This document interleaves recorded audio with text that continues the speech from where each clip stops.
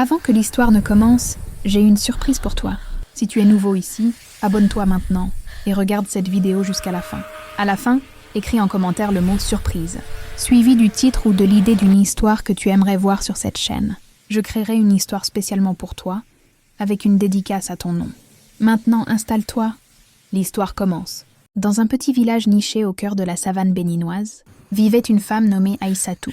Née sans un seul cheveu sur la tête, elle avait grandi sous les regards curieux et parfois moqueurs de ses voisins. Sa mère, une sage-femme respectée, racontait que lors de sa naissance, les étoiles avaient brillé d'une lueur étrange, comme si les esprits avaient décidé de la marquer d'une malédiction. Aïssatou portait toujours un foulard coloré pour cacher son crâne lisse, mais cela n'empêchait pas les enfants de la pointer du doigt en riant.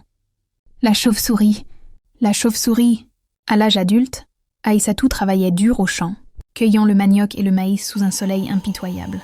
Elle était forte, avec des bras musclés et un sourire qui illuminait son visage malgré les épreuves. Mais au fond d'elle, un vide la rongeait. Les hommes du village la fuyaient, préférant les femmes aux longues tresses ornées de perles. « Qui voudrait d'une femme sans cheveux ?» murmurait-il. Aïssatou rêvait de sentir le vent caresser ses mèches, de les coiffer avec des huiles parfumées comme les autres.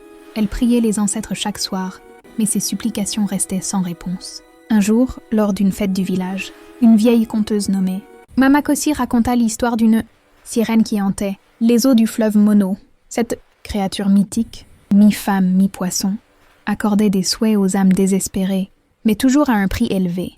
Elle vit dans les profondeurs où les courants se rencontrent. Chuchota Mama Kossi, ses yeux brillants sous la lune. Aïssatou écouta fascinée.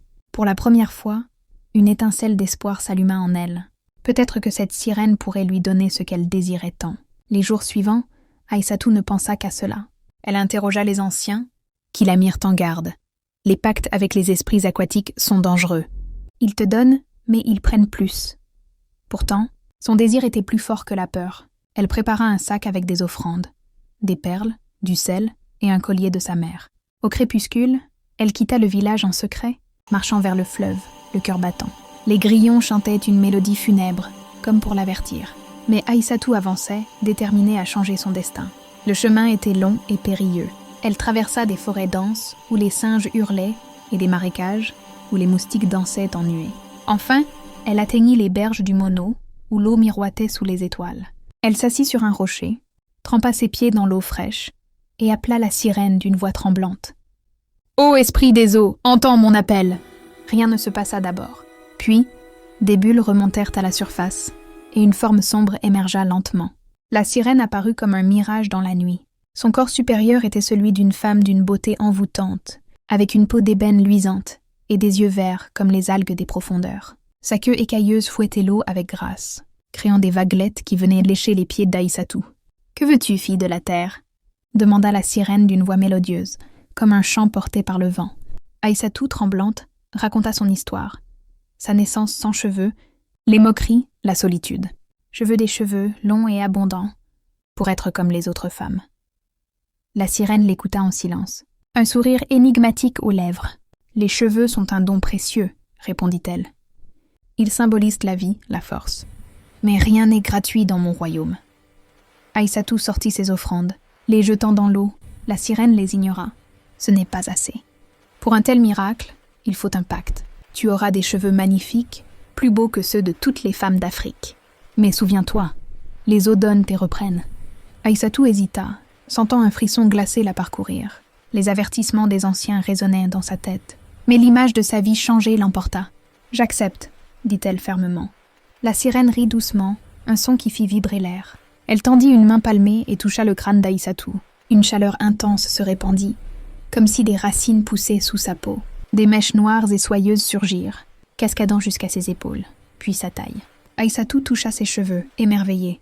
Ils étaient doux, épais, parfumés d'une odeur marine. « Merci !» s'exclama-t-elle. La sirène plongea sans un mot, ne laissant qu'un tourbillon d'eau.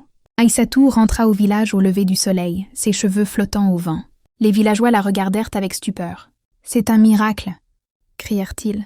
Les femmes l'entourèrent, admirant sa chevelure. Pour la première fois, Aïssatou se sentit belle, acceptée. Elle dansa lors de la prochaine fête, ses mèches virevoltant comme des rubans vivants. Mais ce soir-là, alors que la lune montait haut, Aïssatou sentit une démangeaison sur son crâne. Elle se coucha, épuisée mais heureuse.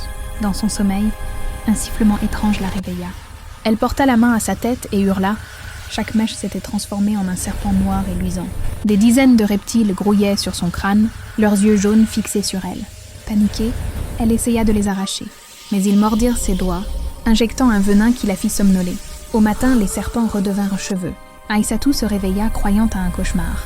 Mais les marques de morsures sur ses mains étaient réelles. Elle comprit alors le prix du pacte. La nuit, sa beauté se muait en horreur. Aïssatou garda le secret, terrifiée à l'idée que le village découvre sa malédiction. Le jour, elle paradait avec fierté, ses cheveux attirant les compliments, et même les regards des hommes. Kofi, un jeune chasseur du village voisin, fut captivé par elle. Il vint la courtiser avec des cadeaux, des fruits mûrs et des tissus colorés.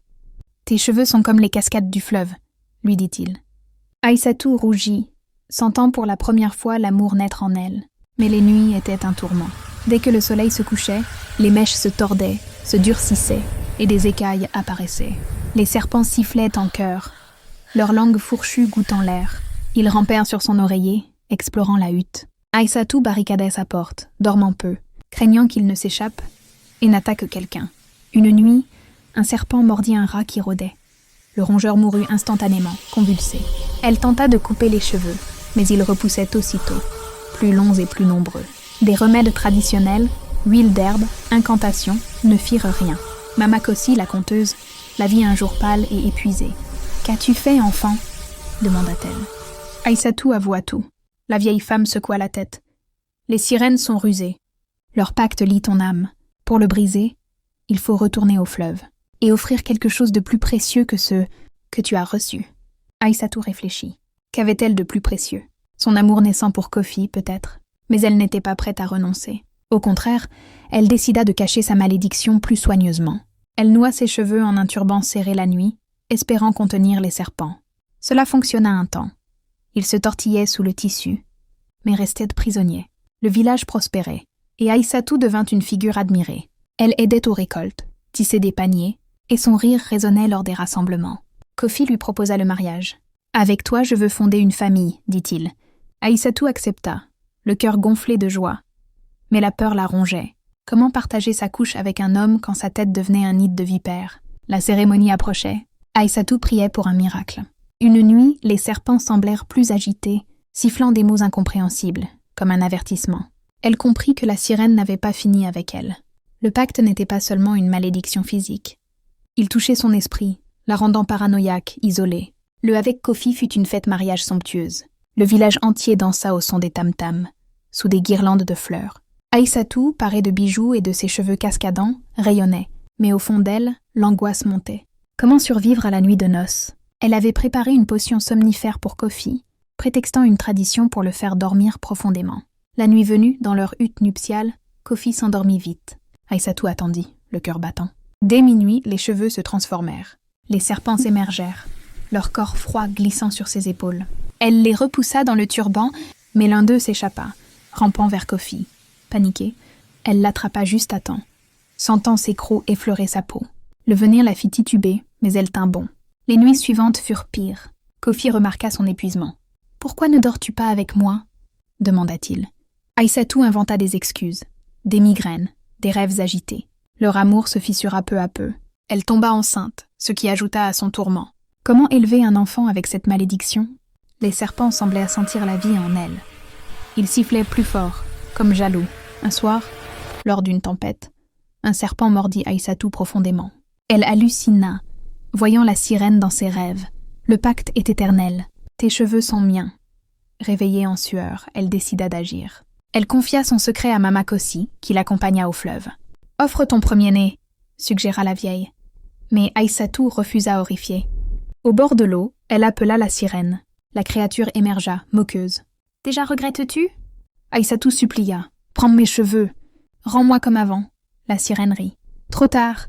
Mais je peux modifier le pacte. Offre-moi ton amour pour Kofi. » Aïssatou pleura mais accepta. Soudain, ses sentiments pour son mari s'évaporèrent, laissant un vide froid. De retour, elle ignora Kofi, qui, blessé, partit chasser loin. Seul, il disparut dans la savane. Le village murmura que c'était la faute d'Aïssatou. Elle accoucha d'une fille, Aminata, aux cheveux normaux. Mais la nuit, les serpents continuaient, maintenant affamés de plus. Les années passèrent, et Aïssatou éleva Aminata seule. La fillette grandit belle et curieuse, ignorant le secret de sa mère. Aïssatou travaillait dur, vendant des tissus au marché pour subvenir à leurs besoins. Ses cheveux, toujours magnifiques le jour, attiraient les clients. « Quel est ton secret ?» demandait-il. Elle souriait tristement. Un don des esprits. Mais les nuits, c'était un enfer croissant. Les serpents grossissaient, leurs écailles luisant sous la lune. Ils sortirent de la hutte, chassant des proies, poules, chiens errants. Un matin, on trouva un voisin mordu, paralysé. Les rumeurs enflèrent. Un démon hante le village. Si tu as suivi cette histoire jusqu'ici, merci. N'oublie pas, abonne-toi, hein. Écris « Surprise » en commentaire. Ajoute le titre ou l'idée de l'histoire que tu veux. Peut-être que la prochaine histoire sera la tienne, avec ton nom dedans.